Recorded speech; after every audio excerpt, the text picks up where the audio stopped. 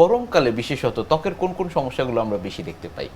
গরমে যেটা হয় যে আমাদের সেবাসিয়াস গ্ল্যান্ড থেকে অতিরিক্ত সিক্রেশন হয়, যেটাকে আমরা নর্মালি ঘাম বলে থাকি।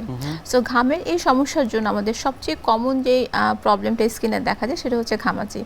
ঘামাচির পাশাপাশি যাদের হচ্ছে ব্রণ থাকে, দেখা যায় যে ব্রণের সমস্যাটা বাড়ে, স্কিনে বিভিন্ন ধরনের র্যাশ দেখা দেয়, এবং দেখা যায় যে স্কিনের যেই এরিয়াগুলো খুব কাভার থাকে সেগুলোতে ফাঙ্গাল ইনফেকশন, যেটাকে আমরা ছুলি বা দাঁত বলে থাকি, এই প্রবলেমগুলো খুব বেশি দেখা দেয়।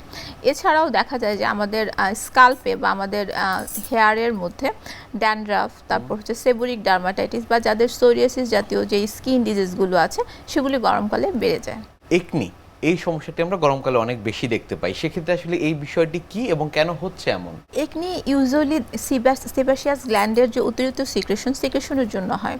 তো সেবাসিয়াস গ্ল্যান্ডের যখন সিক্রেশনটা হয় সেটা দেখা যায় যে গরমের প্রাদুর্ভাবে অতিরিক্ত পরিমাণ বেড়ে যায়, যার জন্য এটার যে ওপেনিংটা আছে ওপেনিংটা ব্লক হয়ে যায়।